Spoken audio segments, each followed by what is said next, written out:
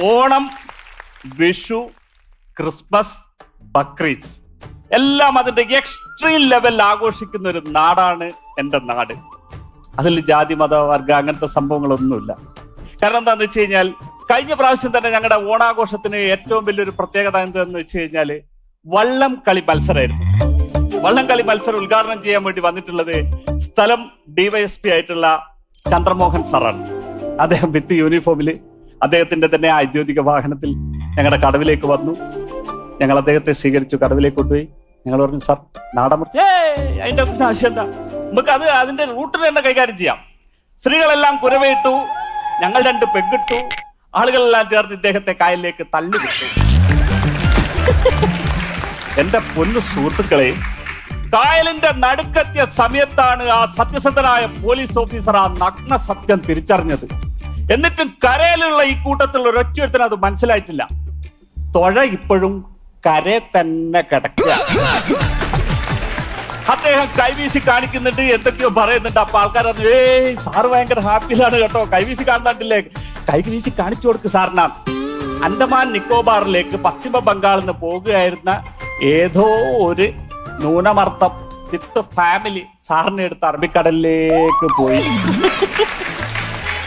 ഇപ്പൊ സാറിന്റെ ചരമവാർഷിക ഓണാഘോഷവും ഞങ്ങൾ ഒറ്റ അടിക്കാൻ നടക്കുന്നത്. അടിച്ച് പൊളിച്ച് ഇപ്പോ ക്ലബിന്റെ പരിപാടിക്ക് വേണ്ടി പോസ്റ്റർ അടിക്കുമ്പോ ഒരു സൈഡിൽ സാറ്, ഇപ്പുറത്തെ സൈഡിൽ മാവേലി.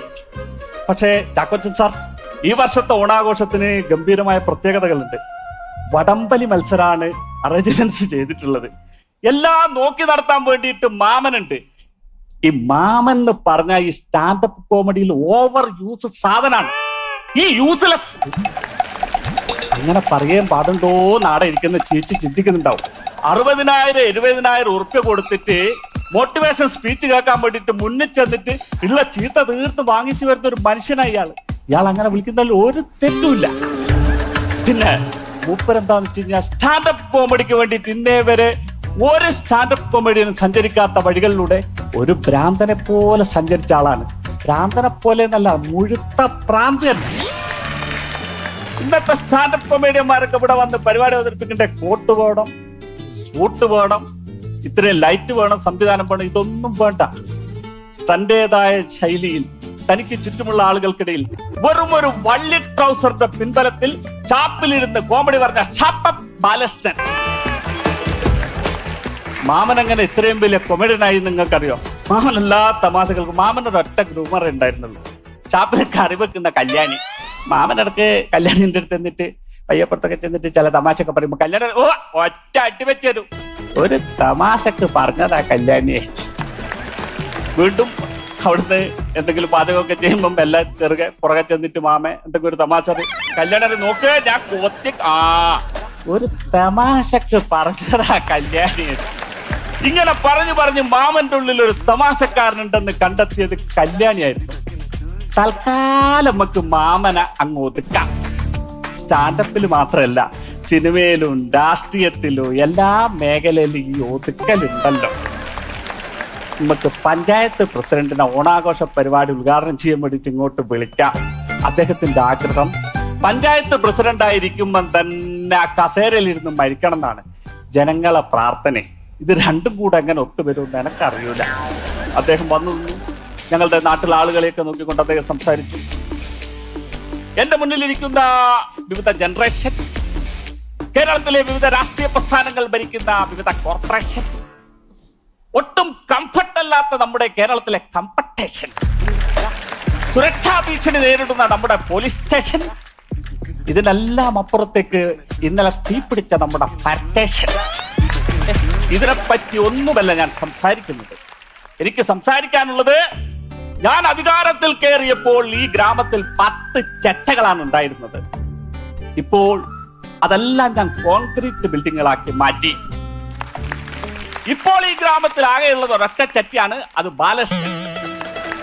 അതിനിടയിൽ എഴുതാന്നറിയാലോ ഒരു സൗണ്ട്, പാവട്ട വാക്കേ കൈവിട്ടായത്, ഇത് തിരിച്ചെടുക്കാൻ പറ്റൂല എന്ന് പ്രസിഡന്റ് മനസ്സിലാക്കണോ, ആങ്കറുടെ മൈക്ക് എങ്ങനെയോ മാമൻ കൈക്കലാക്കിയിട്ട്. ഇതിനിടയിൽ അത് ആ വെടിയും പുകയൊക്കെ ആയിട്ട് അങ്ങനെ എഴുന്നള്ളി വരികയാണ് കിഷൻ ചന്ദ് ചാറ്റർജി. മുതലാളി വിചാരിക്കുന്നത് തൃണമൂൽ കോൺഗ്രസിന്റെ പശ്ചിമ ബംഗാളിൽ ഏതോ നേതാവെന്നല്ല.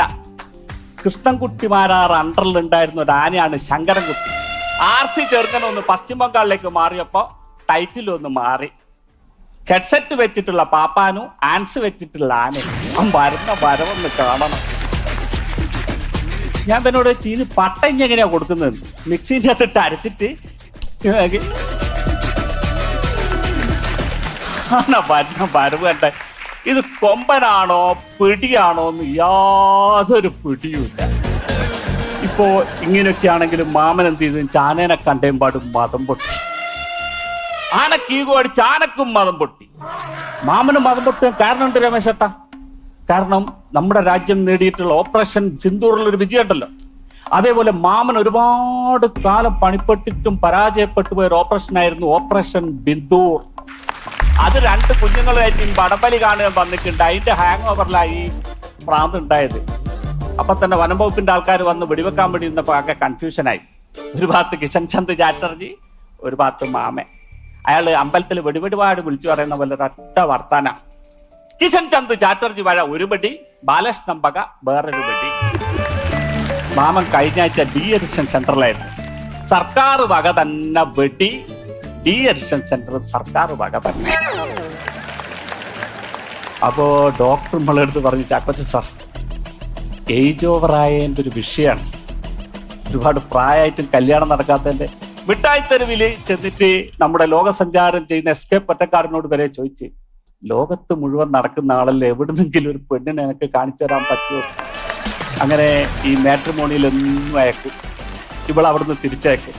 അങ്ങനെ അയപ്പ്, അങ്ങനെ പൈസ അയച്ചു കൊടുക്കുമ്പോൾ കത്തയക്കും. ഇവർ തമ്മിൽ ലവായി. അങ്ങനെ ഒരു ദിവസം ചോദിച്ച്, എനിക്ക് എന്നെ കല്യാണം കഴിച്ചൂടെ മോളെ? അപ്പോൾ പറഞ്ഞു, നിങ്ങളെ പ്രൊഫൈൽ അത്ര പോരാ, അല്ലെങ്കിൽ നല്ല പ്രൊഫൈലുള്ള ആരൊന്നും പെണ്ണുങ്ങൾ ഇങ്ങോട്ട് വരില്ലല്ലോ. അങ്ങനെ മാമൻ ഒരു ദിവസം റീലിങ്ങനെ കണ്ടോണ്ടിരിക്കുക. ഒരു അമേരിക്കൻ ഈ ബ്ലോഗറിന്റെ, നിങ്ങളുടെ പ്രായം 38 40 ആയിക്കോട്ടെ, നിങ്ങൾ അമീർ ഖാനോ ഷാറൂഖ് ഖാനോ തസ്മി ഖാനോ ആവാനുള്ള ശ്രമം നടത്തുക. നിങ്ങൾക്ക് വേണ്ടി എവിടെയെങ്കിലും ഒരു പെൺകുട്ടി ഇപ്പോൾ നഴ്സറിയിലോ ലോ കോളേജിലോ ഹൈ കോളേജിലോ പഠിക്കുന്നുണ്ടാവും. അവൻ ആവേശായി. 4 പാക്കറ്റ് ഡയ്യാന്ന് കണ്ണിലും മൂക്കിലൊക്കെ കൂടെ അടിച്ച് കയറ്റി ഡൈ ആയി പോവാഞ്ഞ ഭാഗ്യം. നിങ്ങളിപ്പോ ചിന്തിക്കുന്നുണ്ടാവും, ഈ ഹീറോ ഇപ്പോൾ എന്തു ചെയ്യുന്നു എന്ന്. രമേഷ് പിഷാരടി എന്റർടൈൻമെന്റ് സൂര്യ TV-യിൽ പുതിയൊരു സ്റ്റാൻഡപ്പ് കോമഡി ഷോ ചെയ്യുന്നുണ്ട്. അതിനു വേണ്ടിയിട്ടുള്ള പരിശീലനത്തിലാണ്. അനുഭവിച്ചോളി. ഒരു കുടുംബത്തിൽ നിന്ന് 2 പ്രാന്തന്മാരെ ഫ്ലോറിൽ വേണ്ടാലോ. അപ്പൊ പറഞ്ഞ പോലെ